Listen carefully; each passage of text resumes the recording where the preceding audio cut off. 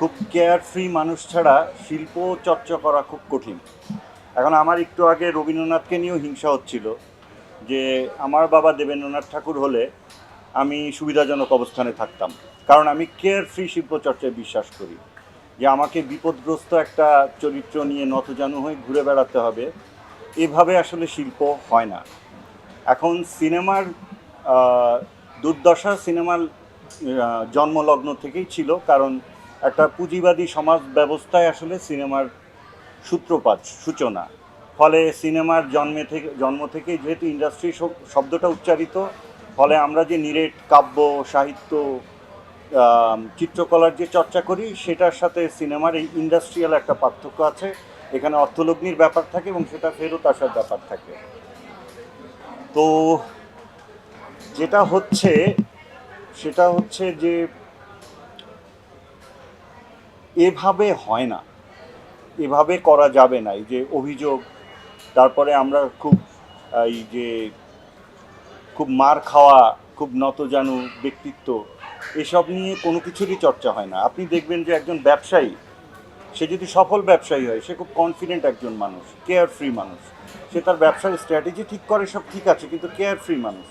তো শিল্পীদের এত নতজানু হতে হবে, এত বেশি মানে এত কেয়ার নিয়ে কাজ করতে হবে, এত দুশ্চিন্তা করে তো আসলে বাজার বুঝে শিল্প হয় না। একটা উদাহরণ দিই আমার কথা সপক্ষে। আপনারা যদি ইউরোপে যান, আপনারা যদি লুভ মিউজিয়ামে যান, আপনারা যদি মোমায় যান, মিউজিয়াম অফ মডার্ন আর্ট, এইসব জায়গায় যদি যান, দেখবেন যে প্রতিদিন যে মিলিয়ন মিলিয়ন ডলার আয় হয়, সেটা কিন্তু মাস্টারপিস আর্টওয়ার্ক দিয়ে হয়।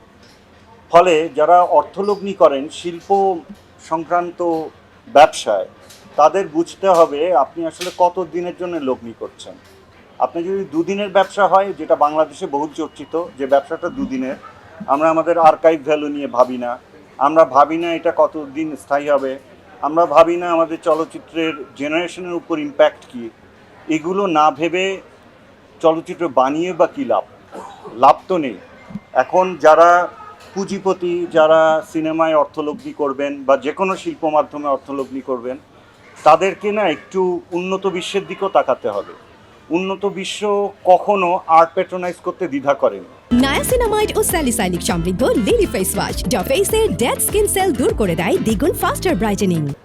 যেমন তারকোভস্কির, যখন সে অলরেডি একজন বিশ্ববিখ্যাত চলচ্চিত্র নির্মাতা, তার যখন সোলারিস রিলিজ হয়ে গেছে, ইভান্স চাইল্ডহুড রিলিজ হয়ে গেছে, এরপর 1975-এ যখন তারকোভস্কির মিরর রিলিজ হয়, তখন তিনি কিন্তু খুব সমালোচিত হয়েছিলেন।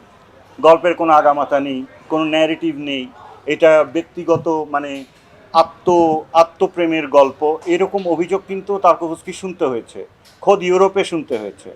এবং তারকোভস্কি পরবর্তীতে তার ইন্টারভিউতে বলেছেন যে সমালোচকদের তীরে তিনি বিদ্ধ হয়েছেন, কিন্তু তার কাছে সাধারণ মানুষের যেসব চিঠি এসেছে, হাজার হাজার চিঠি, অধিকাংশ জায়গায় লেখা তার নিজের জীবনের প্রতিচ্ছবি তারা এখানে দেখতে পেয়েছেন।